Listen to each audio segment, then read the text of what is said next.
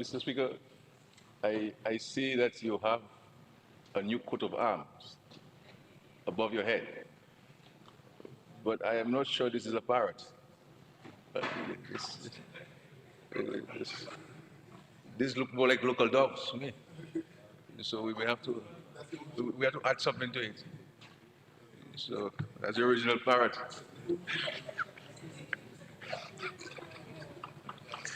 Mr. Speaker, I hope that the other paper be adopted as circulated.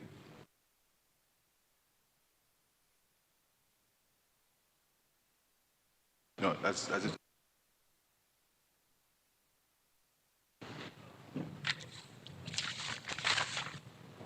Mr. James.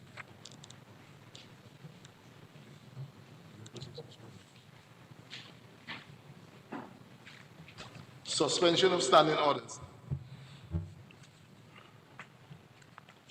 Insofar as we are meeting under the provisions attached to standing orders 11.3, for those of you who have the standing orders, you can refer. I'm not going to go in details. The House is informed that the standing orders 9.2, 28, 29.1, and 32, as it relates to the minutes of the proceedings for the last meeting, notice of motion, form of notice, and the dispensing with notice are suspended.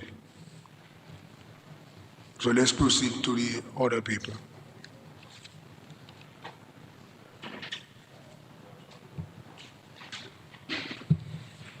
Adoption of the order paper.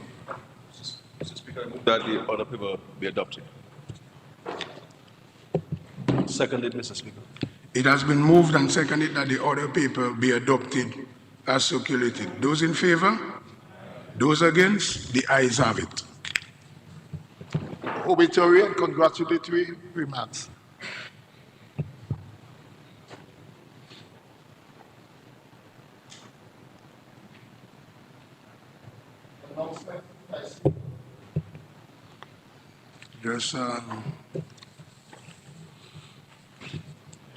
Just received some correspondence from 9 honorable members seeking permission to be absent as follows. In regards to out of state on official duty, Honorable Kozia Frederick; out of state, Honorable Melissa Poppon-Skerry, Honorable Miriam Blanchard, Senator Lauren Henderson-Reed, Senator Laurie Victor. In regards to dealing with urgent matters, personal matters, Honorable Greta Roberts, Honorable Kasani Laville, Honorable Dennis Charles Pemberton, and Senator Shalikia Vidal. And also I received a note early this morning there that Honorable Dr. Cassandra Williams is dealing with an urgent family matter, so she might be late. Oh, Honorable Pemberton made it, so we withdraw the statement, Honorable Pemberton. So permission is granted to all the honorable members who have requested permission to be absent, just informing members that is not out of state. You have to ask, request permission, because if you just inform, I will not give permission. So let's proceed.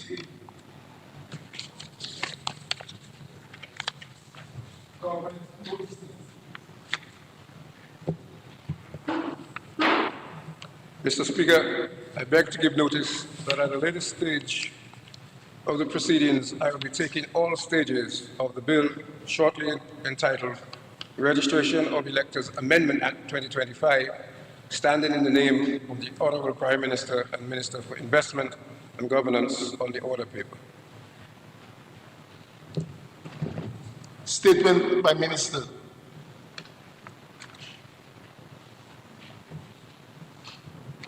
Introduction of bills. Mr. Speaker, I move that the bill shortly entitled Registration of Electors Amendment Registration of Electors Amendment Act 2025 be read a first time.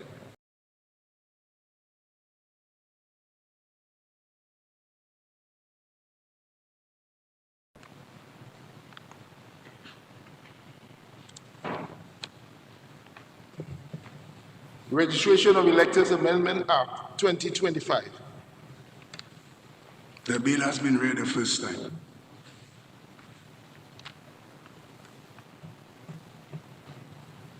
Public business, government business motion, second and third reading of bills. Mr. Speaker, I move the second reading of the bill shortly entitled Registration of Electors Amendment Act 2025. Seconded, Mr. Speaker.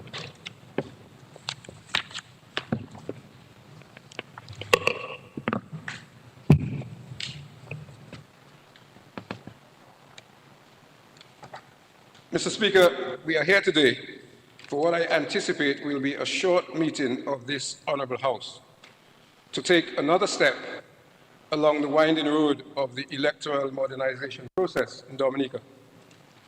Mr. Speaker, before the House today is the Registration of Electors Amendment Act, Bill 2025. As stated in its long title, this bill seeks to amend the Registration of Electors Act, number 1 of 2025. In particular, Mr. Speaker, the bill will amend Section 50, subsection 1 of the Registration of Electors Act in relation to the confirmation period and its commencement date. I will shortly elaborate on this, Mr. Speaker. As will be recalled by members of the public who have been following the electoral modernization journey, on the 19th of March 2025, this Honourable House debated and passed 3 very important electoral legislation. 1, the House of Assembly Elections Act, number 2 of 2025. 2, the Electoral Commission Act, number 3 of 2025. And last, but by no means least, the act we are now amending, that is the Registration of Electors Act, number 1 of 2025.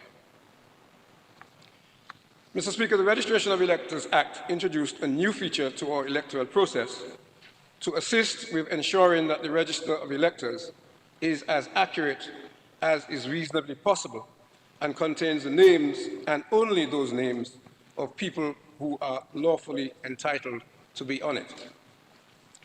In other words, Mr. Speaker, it provides a mechanism through which the Electoral Commission and the Electoral Office are able to ensure that the Electoral Register, or as it is referred to colloquially, the list, is cleansed or not bloated with the names of the deceased or others not entitled to be on it.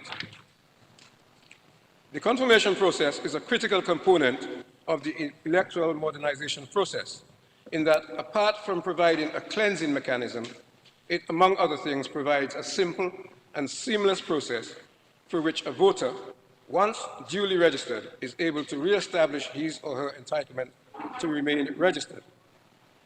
Section 50, subsection 1 of the Registration of Electors Act, number 1 of 2025, provided for a 60-day declaration period, during which the Electoral Commission was obligated to declare the confirmation period. That is, the period during which every voter whose name is on the Register of Electors and is desirous of remaining registered must confirm his or her desire and entitlement in order to prevent his or her name from being removed from the register. The current September 1st, 2025 to August 31st, 2026 confirmation period was declared by the Electoral Commission through Statutory Rule and Order SRO number 16 of 2025.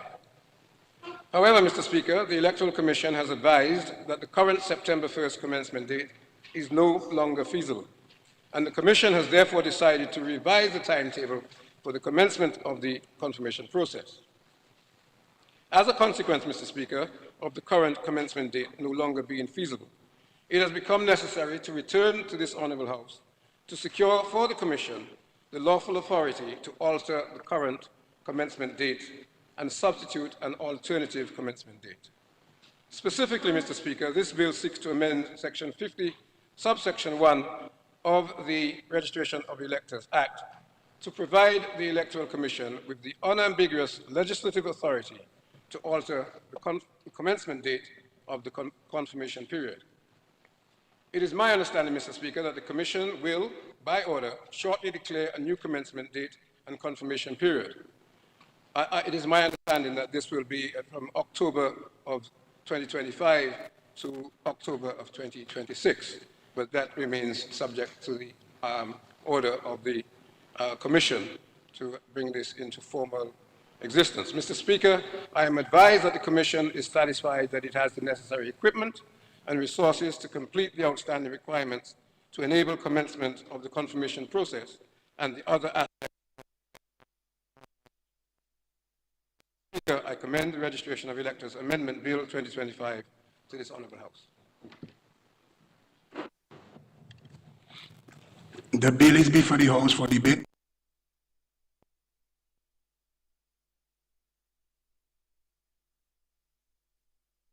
Yes, Senator Paris, you are recognized. You may proceed. Good morning, Mr. Speaker, other parliamentary colleagues. Mr. Speaker, permit me to refer to some Permission granted. on this device. You know, it's in an emergency setting, so I didn't have time to print. So, thank you. Mr. Speaker, as the Attorney General mentioned, hopefully this sitting will be short. We're not going to spend a lot of time. Obviously, what we're doing here is important, and any efforts to find ways to improve and to modernize our electoral system and to achieve true reformation is welcome and supported, obviously, by all sides. But Mr. Speaker, as a responsible parliamentarian, I must take the opportunity to add a few concerns and recommendations that I hope obviously can be adopted and allow us to improve the electoral system that we seek to reform.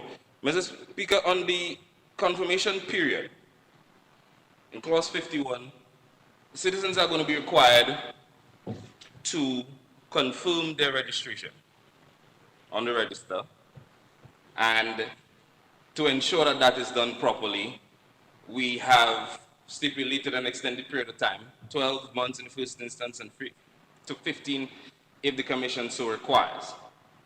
However, Mr. Speaker, there's been a lot of talk, and I know that this may have been addressed in some cases, but I think this is the best place to address it, and I tabled that a few sittings ago, but I'd like to table it again, Mr. Speaker, because there's a lot of ants going around that, you know, an election can be called and the Prime Minister has the constitutional authority to dissolve the Parliament and he can do that at any time. Well, suggesting that we are irresponsible here, right? And he does. That is true, he does. That is not in question at all. But I think to ensure that we demonstrate true commitment to the process. Because, Mr. Speaker, it is unfair to allow people to believe that in the middle of a process that we have just embarked on, that we would be irresponsible enough to call an election or allow an election to be called in the middle of the process. Well, member, I'm not seeing the relevance of the amendment to election. But if you give me a chance, I'll get to the relevance. Huh? The relevance of it, Mr. Speaker, is to give... No, because the bill, the amendment of the bill, so I'm not seeing the connection. Yeah. Or the relevance. Of course it has relevance, Mr. Speaker. Section 51, right? Yeah, but we're not debating the Constitution. No, we're not and the right of the Prime Constitution, Minister Mr. to call Speaker. election We're not debating the Constitution at all. vis-a-vis the bill. That's not That the is debate. totally understood. Yeah, that's not the debate. So I would advise you to focus on the debate in regards to the amendment to the bill. So your observations or your comments should be about amendments or the amendment. Yeah. But not about election and all. Okay, Mr. Speaker. So we shouldn't, so you would like me to move on from talking about ensuring that we encourage people to pay attention to the confirmation period, to look at the SRNO from the Electoral Commission, to make sure that they are not getting distracted by people and naysayers saying election is going to be called. You'd like me to move on from that? Because that's what I'm saying, you know, Mr. Speaker. We have to enforce and encourage people to participate fully and do not get distracted by people who are trying to suggest that this is a flawed process. Huh? What I'm asking for, Mr. AG, is that on all sides of the House, particularly yours, because that side is the side with the power to do it, give the confirmation that will allay the fears of the people of Dominica, that no election is going to be called before the confirmation period is up. But if you would like, Mr. Speaker, I will move on from that. Let's move on. Let's move I'll on. move on from that. Mr. Let's move Speaker, on. for the confirmation period, right? A lot of people are going to require affidavits. A lot of people are going to require confirmation and verification of identities. One of the ways people are going to do that in their communities is by going to the Justice of Peace. To have the Justice of Peace sign off on a document and an affidavit confirming and verifying their identity. But in a number of communities, Mr. Speaker, getting to the Justice of Peace is a bit difficult, particularly in my community in Maryland. We have two at the time, and sometimes it's difficult to access them. Of course, the Justice of Peace is not sitting at their home waiting for you to come, right? In the period of time that we're going to require confirmation, we expect a lot of people to be trying to access those types of verification. And I think it would be necessary if we find a way to appoint more justices of the peace. To appoint more justices of the peace is going to ensure that lines are shorter, people are more accessible. We have people who also have issues with mobility. And if they have more people in their jurisdictions that can do those verifications for them and do it faster and allow them to participate in the process. So that is the recommendation. Let's see how we can ensure that we can appoint some more justices of peace, particularly in rural communities, so that people don't have to travel far, people don't have to travel long, and they don't have to get involved in long lines and so on, waiting just to have an affidavit or the ping pong picture sign. Right? That is something I think we can reasonably look at, particularly for communities in the rural district. On the financial burden that we are expecting this process to have, particularly in this economic season, where a number of our citizens face very hard economic times. One of the things I think, well, as a requirement, and Mr. Speaker, again, it is responsible for us, well, all of us in this house know, but we hear a lot of people talking and putting out misinformation. So the more people like us can put out the right information and ensure that people understand what the requirements are, so that people don't fall into the trap of disenfranchising themselves. We want to make sure that we pay attention to the information that is going out and pay attention to the legislation and just take some time and read the legislation. Yeah? And read the SRNO so that we empower our people to do the right thing, right? Mr. Speaker, people are going to need their birth paper. I mean, since Mario, there are people who have lost everything and they do have their birth papers. They lost a lot of their important documents. Yeah? And we know that the fees are going up. We know that the fee is what, $20 now? So, Mr. Speaker, what I'm recommending to assist our people, a suspension, you're right, but you read it minds, man. Mr. Speaker, for the period of confirmation, if we can suspend the fees for everybody of voting age, for the period of confirmation, suspend the fees for accessing the birth paper.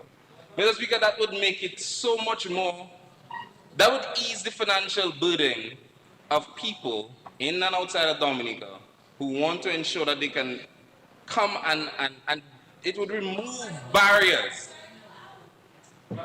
Well, everybody from outside that want to vote, they have to come home, right? But they must get the birth paper. What I'm suggesting, I'm recommending, Mr. Speaker, is that we suspend that. For the 12-month period, let's remove the fees and ensure that everybody of voting age has no excuses, they have no impediments, and we are enfranchising people, making sure that they can participate because, Mr. Speaker, we cannot deny that we're in a hard government season and things getting sticky all over the world. Our people want to make sure that they can participate in a right that they have to select their own government and to select their own representatives. And the more we can find ways to remove barriers to them in participating in that, I think as a responsible administration, we could do it. Mr. Speaker, you remember one of our last sittings, we had a conversation about wood on the street? We're not doing that again. Mr. Speaker, we know that in terms of facilitating people. That is what this recommendation is about. Not just facilitating one set of facilitating our friends. And Mr. Speaker, we can go as far as ensuring that people who have issues with mobility, that we can get the justice of peace to go to their homes on our request, of course. And even if they want to access an updated ping pong photograph, some of our people who have mobility issues, they have an amputee in the hills of Marigot or in Wesley or in Woodford Hill or somewhere. She doesn't move around a lot. The last picture she had is outdated. She doesn't look that way anymore. We can facilitate them and get to those people and make it easy for them to participate, confirm their name on the register, help them to get their ping pong size photographs and the birth paper for free. The Justice of Peace walks up to her house and signs her affidavit. I think we shouldn't do it for one set, we should do it for all. Make it available for everybody who wants to participate, and go ahead and do that. Right, Mr. Speaker? But we should do it for all. Senator, we should do it for all. We should do it for all. Mr. Speaker, finally, before I close, Mr. Speaker, I'm so happy that we have demonstrated the fact that it is not impossible for us to come and make amendments to laws that we just passed. It is not impossible for us to responsibly come back to the Parliament and make adjustments, make amendments to laws that we recently passed. So, Mr. Speaker, I would like to also suggest that the remaining items, critical items in the electoral reform agenda that we did not have the chance to address in the March 19th sitting, that we take the time within this 12 to 15 month period to address them, because we can make amendments, particularly those in the House of Assembly Elections Act. Issues talking about campaign finance reform, a thing that we've talked about a lot. Abuse of incumbency, cheating and bribery, and the clarity regarding those things. I still think we have the time and the capacity to come to this honorable House and to make the amendments and to ensure that we are engaging and demonstrating to the people of Dominica and to the wider world that we are really and seriously committed to true electoral reform, to ensure that the people who end up in this House reflect the voice and actions of the people of Dominica. Thank you, Mr. Speaker, for your attention and your time.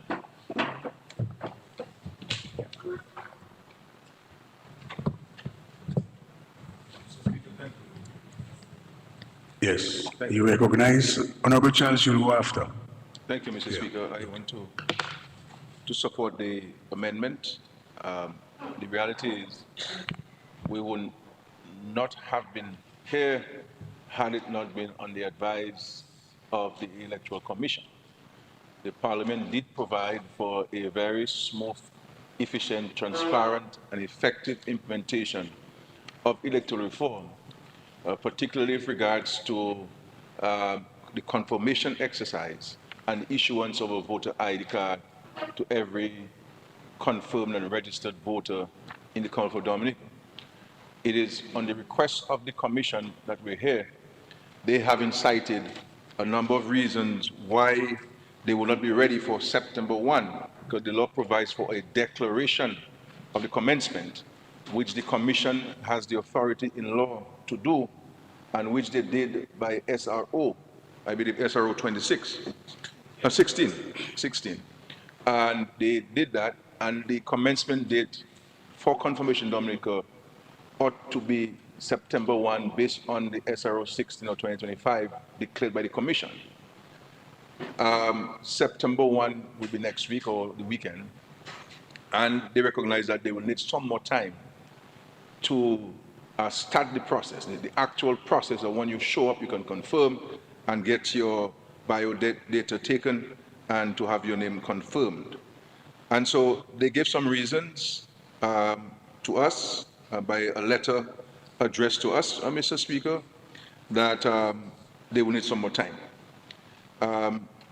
And so we have agreed to come to the Parliament to assist the Electoral Commission with doing this. So they identified, according to the commission, I addressed the nation yesterday with my interaction with the press, and I did give the country that information, but in the parliament, and I might just want to just reiterate some of those points. According to the commission, an adjustment to the confirmation period is necessary to allow for installation of critical equipment, modifications to the software specification, amendments to the governing regulations, and the recruitment of employees required for the confirmation process. I wanted to say, Mr. Speaker, if you allow me, I should stress that I have been advised that equipment required for the confirmation process has been delivered to the Electoral Commission, and centers have been identified as the confirmation centers across Dominica.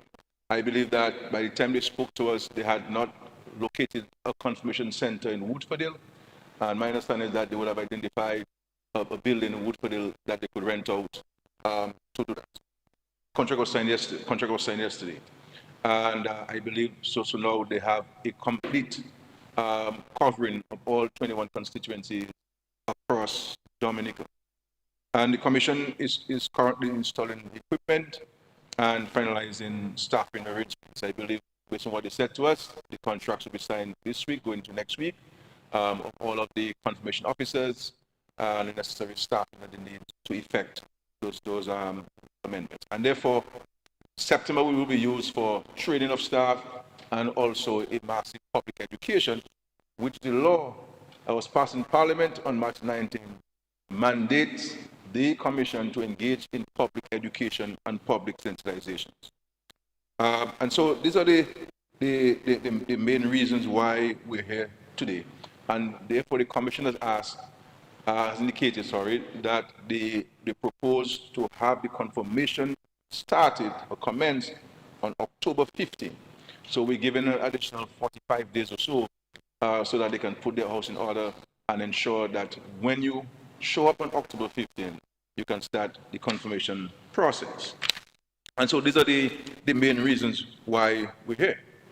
On the issue raised by the Senator, Senator Paris, in respect to birth certificates and other likes and additional justices of the peace, that's something that we looked at to assist persons in getting the necessary documentation to get confirmed.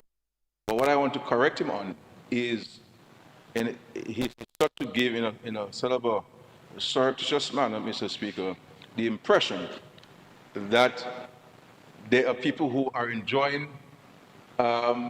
the free birth certificates, in his language. So I asked him to correct. It may not be your intention, but that is the impression that it should not be for some, it should be for all.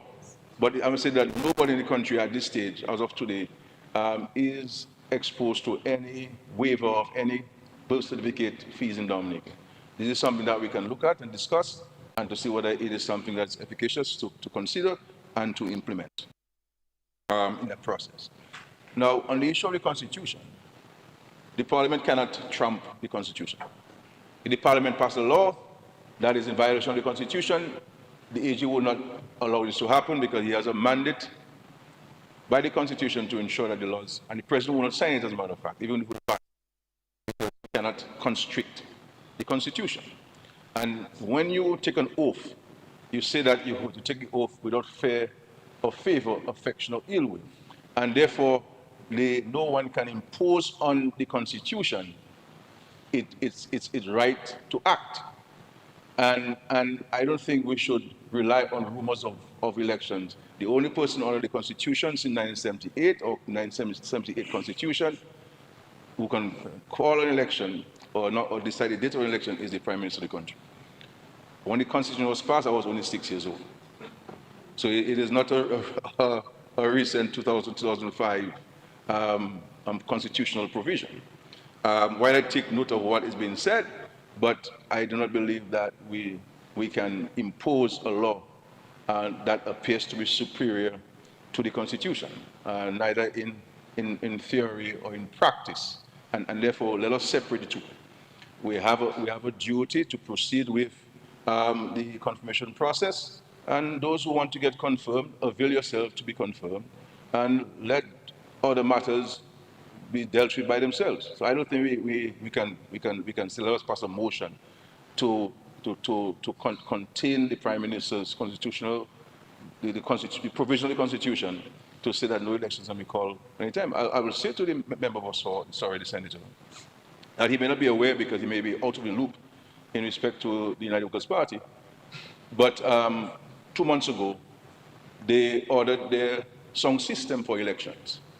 So they have the song system denominator ready for an election. And I know that no, it's not true, it's true. I mean, it's about 14 pieces and all of the tutors and all of the mixers and everything and 2 laptops with it and so on. It's serious business. So yeah. And that candidates have been finalized. I'm not sure what's going to happen in Marigot, but candidates have been finalized. And paraphernalia are being designed and ordered. So Dr. Thompson Fountain, Senator, is ready for an election. That's why I'm not sure. And he was recently asked on the radio program, "Are you ready for election?" He said, "I'm ready anytime. Anytime." So I'm not sure whether you are part of the Reform Party, Jamaica Reform Party, and that you are representing that party. I don't know. But I also say to you that you may be out of the loop as far as the Workers' Party is concerned. So I want to share you that while you may be representing their interests in the Parliament, maybe, I say maybe, that they're ready for elections. Yeah. They're raising funds and they have the song system. I don't have song system yet. But they have theirs, and it's all stored up and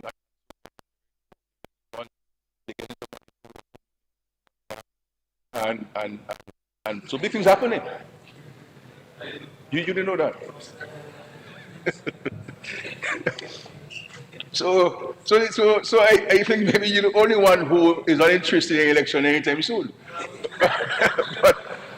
but as far as the leader of the Workers' Party is concerned, man, they're ready. Everything's in place. About 3 months ago, seriously, it's serious song system, you know.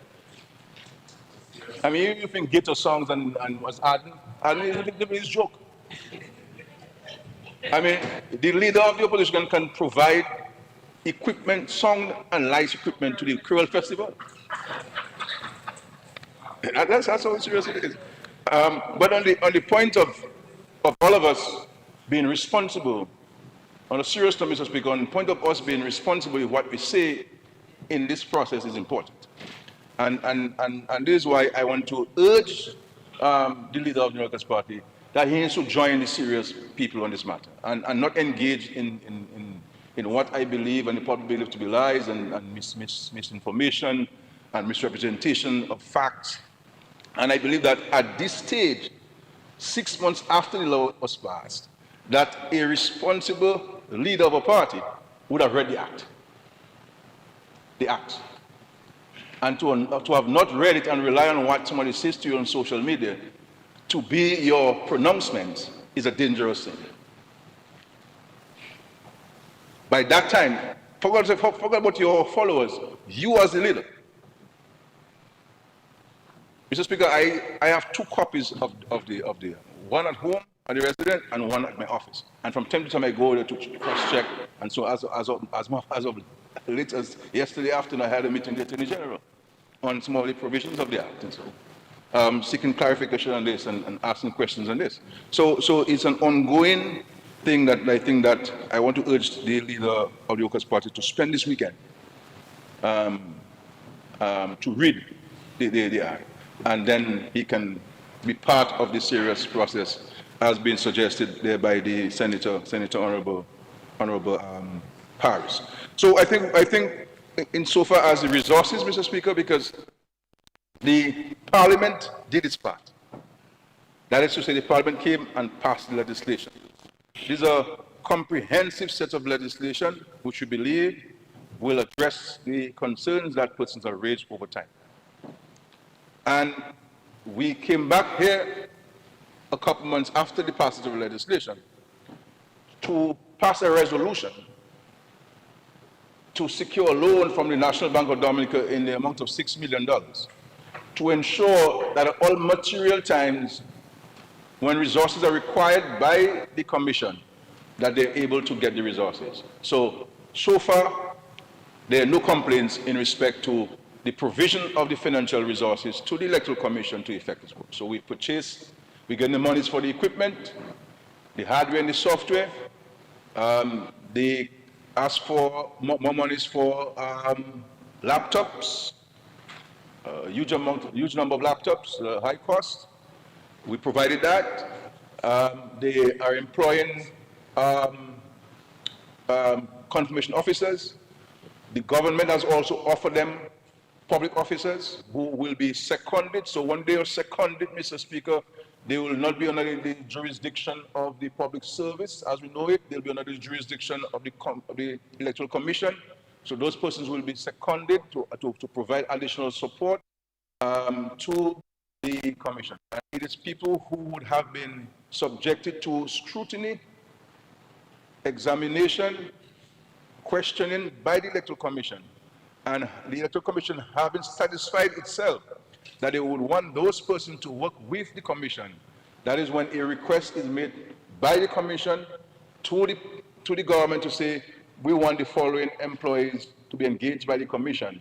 And therefore we are seeking the secondment to the Commission for a particular duration of time. And so they'll be removed completely under the jurisdiction of any permanent secretary or the Secretary of the Cabinet or the Financial Secretary as you may have it. And we provide support in that. And furniture, the resources for the furniture made available, and we want to ensure that they have everything they need for the smooth implementation of the electoral process. In respect to the confirmation exercise and persons with physical disabilities, the SRO that was approved and gazetted and published makes provision for people with disabilities and who may have mobility issues. So if you are sick and shortened, if you are a senior citizen, if you are a physically challenged individual, irrespective of your age, and you are unable to make it to the confirmation center, then you will be, the confirmation officers are mandated, not a choice. They are obligated to go to your home and to avail you of the opportunity to have your name confirmed on the voters list. I believe it's a very progressive movement by the Commission. And so they, in every step of the way, is to facilitate. Now, it is important that the Commission, Mr. Speaker, maintains the highest standards and ensure that everyone complies with the laws, and that at all material times they can know for a fact that that person who's been presented before them is who he or she is. And so I'm satisfied both the law, the parent law itself, the regulations, and the operational manual that they'll follow would ensure that these things happen. That there's full transparency, that the process can stand the test of scrutiny by any independent arbiter, any independent auditing of it. And that at the end of the day, we will have a list of persons who would like to remain on the voters list and avail themselves of their franchise, of the constitutional right to vote in Dominica's elections. And of course, for this to happen, all of us must play our part. We'll continue to play our part. There's a role for, if I were to give advice, there's a role for political parties to play. And so we all have to play our part in educating our people on the ground for what is required and how it's required, et cetera, et cetera. So I think this is just a simple amendment to push the actual commencement date from September 1 to October 15, 2025. And I think from there it is smooth sailing. It is absolutely smooth sailing. We've taken note, as I said, on the issue of additional justices of the peace. I believe that there are some applications before the Ministry of National Security and Legal Affairs For this, there's a process of due diligence done on this person. But if there's anyone in the country who would be interested in being a justice of the peace, I would suggest to you that you may want to write to the Minister for Legal Affairs and National Security and offer your services to the people and government of Dominica. And we'll be more than willing to consider your offering of your service in your respective communities. We recognize that in many communities we need more than 2 and more than 3 because of the nature of what it will do. So we're open to this, as many as possible. So please write, you give your details of yourself so that there can be necessary due diligence and reaching out and advancing the process and so forth. So we take note of that and we're open to this. I think, Mr. Speaker, I would have covered some of the critical points I wanted to reiterate, that of which I shared at the press conference yesterday, but I think in the Parliament it is important for us to reiterate those points.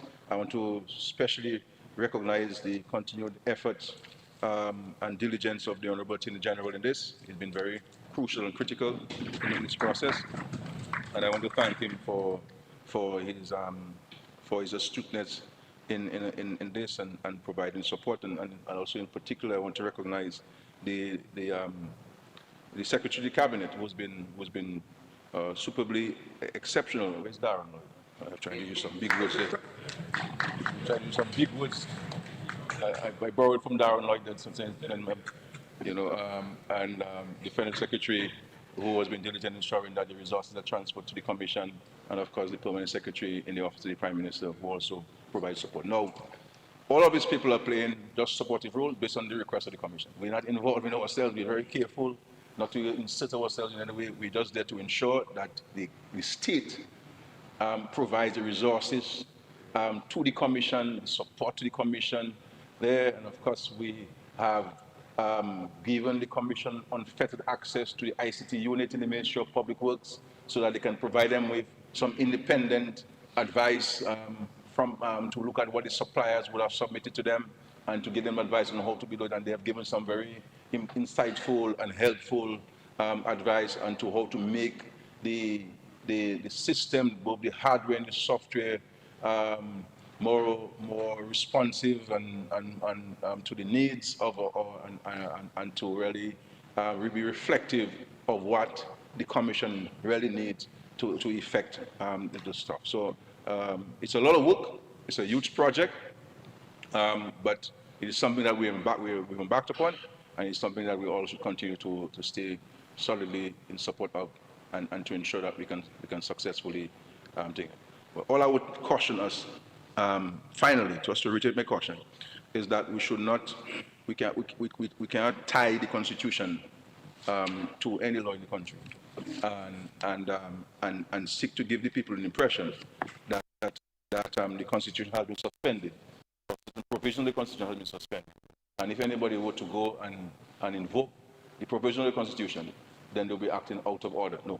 I think those who are seeking to tie it are acting out of order. And I think we'll also focus on the issue of confirmation and let the Constitution deal with its provisions when and how and where it's so desired. Just to say, Mr. Speaker, just to reiterate, that the opposition or the opposition UDLP is fully ready for election at any time. They did not say 2027, they did not say 2028. They say they're ready, and their song system is there. I think I'm not sure whether they've tried it yet, but it is in Dominica, and they're ready. They're buying some T-shirts and some caps. The only thing is that the 10 pillars now is 8. It moved from 10 to 8, and the way I see that by the time election are called, there'll be no pillars to stand on, Mr. Speaker, because the 2 main structural pillars have been set aside, and therefore all of the decorative pillars is of no structural consequence, and there's no benefit for Dominica, because if you take out the 2 structural pillars, Mr. Speaker, the house falls. You understand? And no one. I see the senator smiling and in a self-encouraging manner. I suspect this is why, Mr. Speaker. That's what coming to. That's what coming to. And he being an engineer, Mr. Speaker, recognizing that the 2 structural pillars have been dismantled, he ran away from the house. He ran away from the House, Mr. Speaker. Uh, Mr. Speaker, I thank you very much. Happy weekend.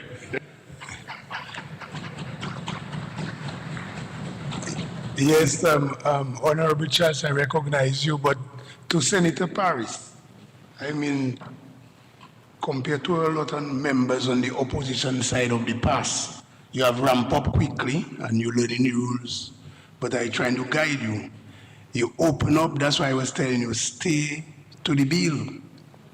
Because you open up your flank for the Prime Minister to respond, so I cannot stop him. Because you open it up. That's why I'm trying to guide you. You know? Nice, so good. But at least you see why I didn't rule against him. Because you open it up. Proceed, Honorable Charles. Morning, Mr. Speaker and the members, colleagues to this honorable house. I just want to add some contribution to this bill, an amendment for the extension to start the confirmation period. As Senator Paris and the Honorable Prime Minister said, this bill is very important to, as I said earlier, it's an ongoing process. So being here we were here in March, and to see that, I'd like to commend the Electoral Commission for asking for some extension to get this right, because we need to get this right. Although I win for that, I don't know, Mr. Paris wants some more time to gain some momentum in Maribor, but I know I can win. But this is an ongoing process, and I'd like to commend the Electoral Commission for asking for more time to get this right. Because we need to get it right, because it has been an annoyance in the public, electoral this, electoral that is fraud, is this. So we like to support this bill, this extension, because we need to get it right. And we need to make the public aware of what is actually going on. Don't listen too much of the naysay. Read the bill. Read the bill. It's not too long. As the Prime Minister said, you have one in the office, one at his home. Just read the bill. It's simple. As leaders, as PAL rep, as party leaders, people in the public figures, don't mislead the people. Because the barefoot man will take it and run. So we need to just commend the Electoral Commission on this, the AG General, and they say the CAPSEC. We need to get it right, start the process, and I'll talk about the Constitution. If you Prime Minister get up tomorrow, feel to call the election. Then hold on and win the Maribor already. So I know you can call it tomorrow, you can call it whenever. You call it the Constitution. So rest assured, nobody should be worrying about when the election called. We don't need to start this. We don't need to start this. So when this is started, any help you all need in Maribor, Mr. AG, you can call on me, send a message, let me know. I always work with Mr. Riviere. He's a Justice of Peace, you know that, Mr. Paris? Yes, sir. Yes, and we have Mr. Dayton walking with his stamp and everything in his pocket. He always have it. He always have it on him. So everybody know the easiest person to get in Maribor is Mr. Baptiste when he comes to this. He always walk with it. If you don't get him, you can call me, I'll find him for you, I'll bring him to you, come to your house. So this process is already started in Maribor. So we know where to find people, we know everybody by the name, number, face, so we know to find you. If you're not able, we'll come and meet you. I'll pick up Mr. Baptiste, bring him there, bring him to register. It's a simple thing. So we're going to get it right, start this process, and whenever election call, I'll still win in Maribor anyway. Thank you.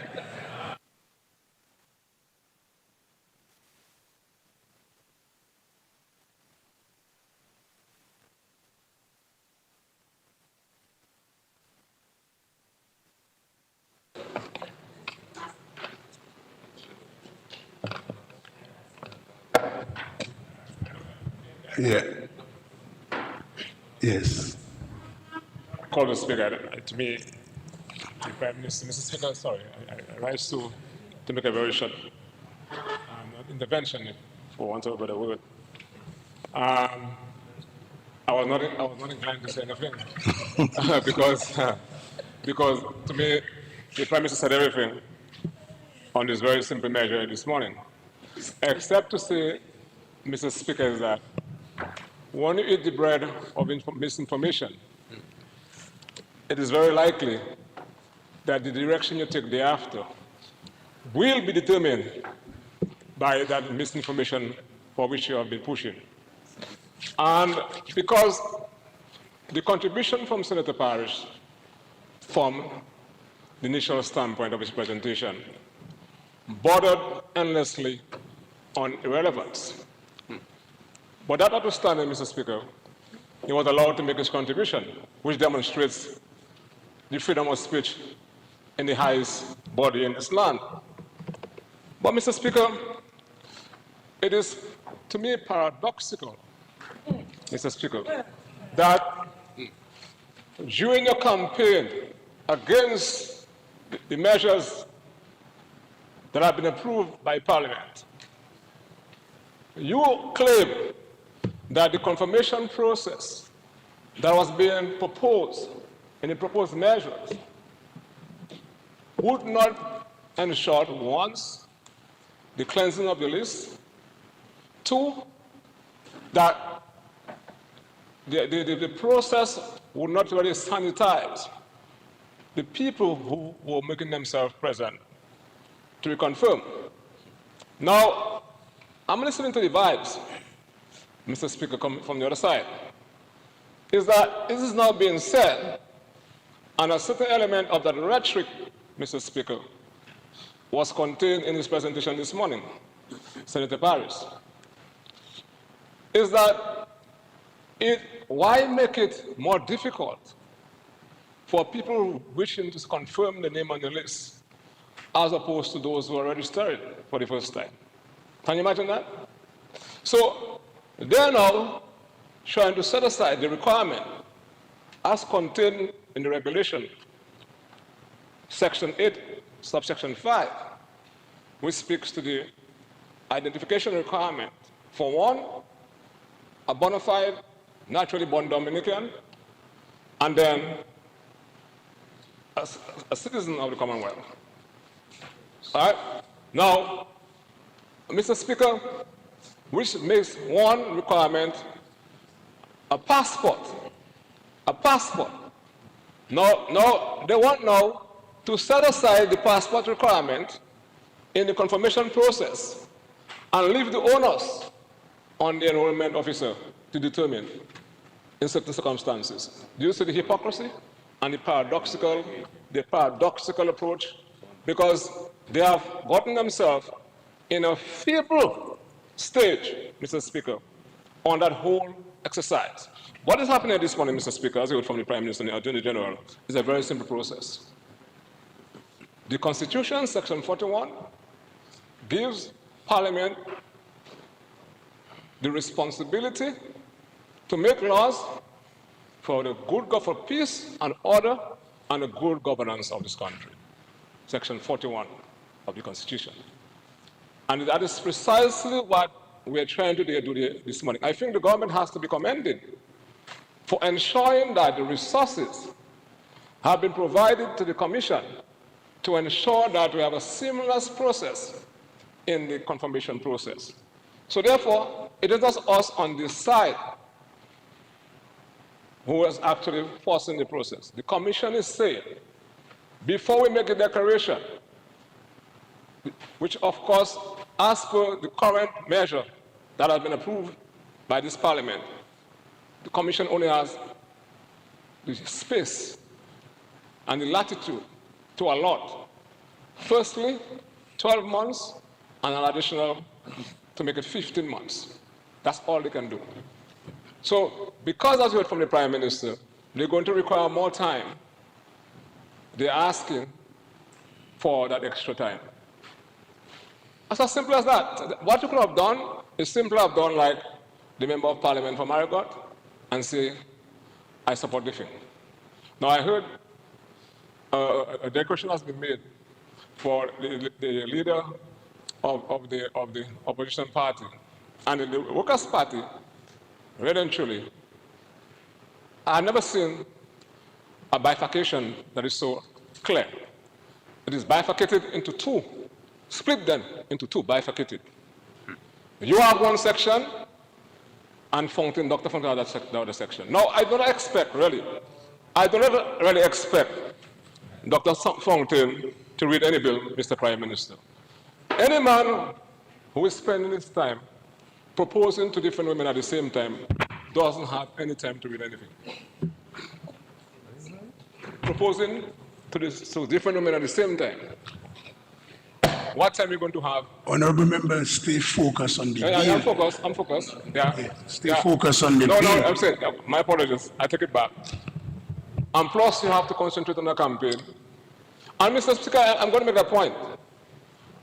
And I really take that back, But I'm talking about if you're so engaged in other things, you're not going to read anything.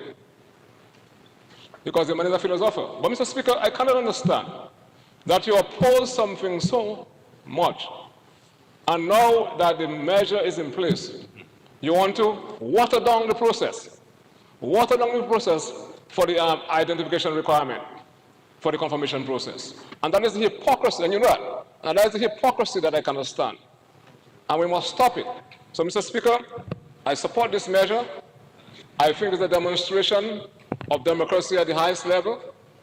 And all we should have done this morning is to stand up and support this bill. I don't want to do that this morning, but I wanted to make that sort of intervention. And I want to also commend the Attorney General and his team who have been involved in the process of ensuring that electoral reform is there. You say you wanted it, but it's there. You must slip with it, and not only slip by it, but hug it. Thank you very much, Mr. Speaker.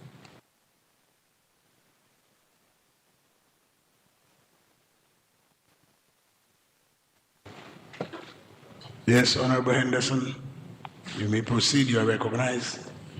Thank you, Mr. Speaker. Mr. Speaker, I stand in support of the amendment before us to the Registration of Electors Act number 1 of 2025. I am also hoping that I can, perhaps for the first time, speak and make one point and sit quietly. Mr. Speaker, what we are seeking to do here today may seem simple, a 45-day delay for the effective date of the process of confirmation and registration through the new or recently passed Registration of Electors Act. But I think it is also a testament of the commitment of the Dominican Labour Party government to ensure that we see the modernization of our electoral process to the end, and to be done in a manner that is conducted orderly, fairly, equitably, and ensuring that everyone has the opportunity to participate in this very fundamental process, the right to vote. After the legislation was passed, was adopted by the Parliament, we subsequently returned to the Parliament to seek authorization for the financing of this process. A very expensive undertaking, and democracy itself is a very expensive undertaking. And that was done to ensure that all the resources were made available to the Electoral Commission, to ensure that all of us who have the right to exercise our franchise can take advantage of that opportunity. But today we are here on the request of the Commission. It would have been nice to see them here, but on their request, we have extended that date to ensure that everything is in place. Because what you would not want, and I think it happened in one of the sister islands recently when they undertook a similar process, is on day one you have a glitch. That you start the process and you have a false start. And people lose confidence in the process. It is better to take the time ensure that everything is in place. And I want to thank the Commission and the Chief Elections Officer, the Secretary of the Cabinet, and all the staff of the Ministry of course, the Attorney General and the AG's Office, Minister of Legal Affairs, who have been involved in the process. And I know the Financial Secretary has been working closely with them as well to ensure that for the first time, the authorization that the Parliament gave to give them some independence in managing their resources, that is being done effectively. But we have to ensure that this is a new system, highly computerized, specialized equipment for the process of confirmation, registration, validation. I understood that we must have reliable internet service, and that to ensure that it is done properly, there is redundancy, so that you should have 2 lines of each telecoms provider to ensure. And that is something I heard Prime Minister was speaking a little earlier. And Mr. Speaker, you will permit me, because the gate has been opened, that when we run our campaigns, we always ensure we have 2 lines. So in addition to the music system, maybe they can check Starlink or something. But Mr. Speaker, we have to ensure that the system is reliable. It doesn't fail. It never fails, because it has to be, the integrity of it should never be questioned. And the fact that they need more time, the Commission needs more time. We have to deal with logistics. You have to deal with getting equipment on island, making sure people are trained, because the other thing you don't want is somebody who is managing this thing is not aware of how to do something, and the whole thing falls apart. Any mistake could undermine the integrity of this electoral process, and we must ensure that everything is done that is possible to maintain that integrity. So, Prime Minister, thank you for bringing this amendment to the Parliament. A very simple, but to my mind, very profound action, and I support the measure, Mr. Speaker. Thank you.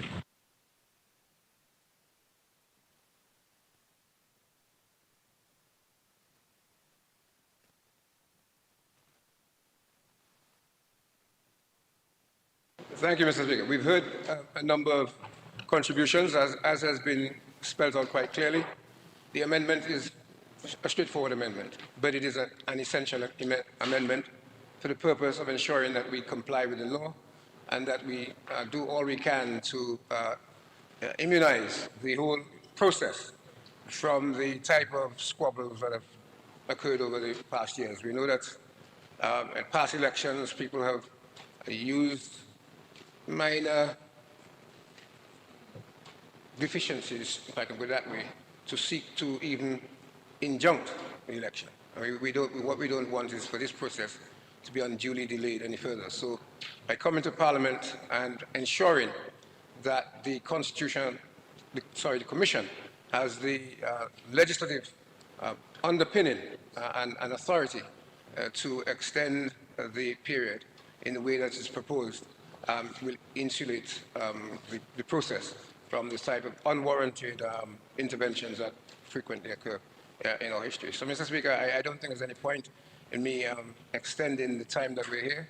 I'm glad to see that I think the members on the opposition side of the House are in full support. I don't know if we need a division. I'm looking across, but I'm not at any particular member on the other side, Mr. Speaker, but I commend the bill to the House. This concludes the debate. It has been moved and seconded that the bill shortly entitled Registration of Electors Amendment Act 2025 be read a second time. Those in favor? Those against? The ayes have it. The bill will be now read a second time. Registration of Electors Amendment Act 2025.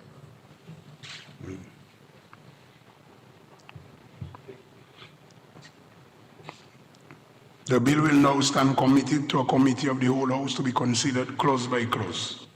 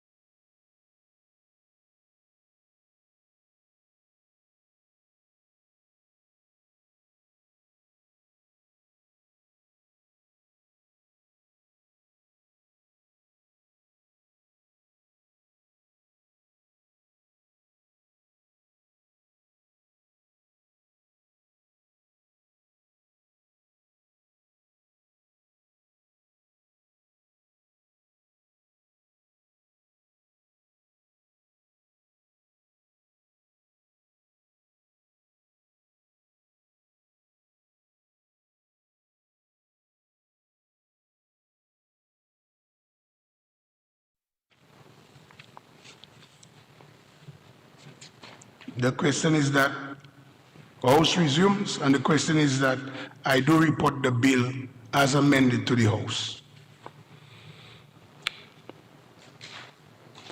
I have to report that the bill shortly entitled Registration of Electors Amendment Act 2025 passed the committee stage with minor amendments. Those in favor? Sorry, the question is that I report the report of the committee on the bill be adopted. Those in favor?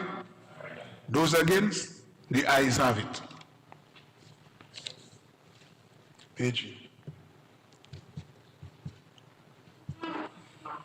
Mr. Speaker, I beg to move that the bill shortly entitled Registration of Electors Amendment Act 2025 be read a third time and passed. Seconded, Mr. Speaker. You see it? Seconded?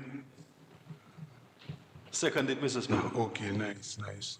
You cannot lose energy, you know, it's a short session.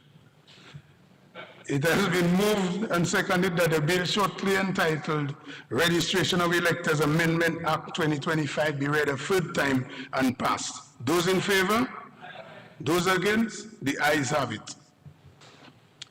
Registration of Electors Amendment Act 2025. The bill has been read a third time and passed accordingly.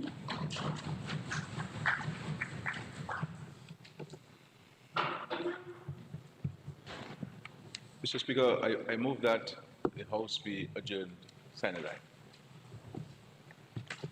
Seconded, Mr. Speaker. It has been moved and seconded that the House be adjourned sine die. Those in favor? Those against? The ayes have it. House is adjourned sine die.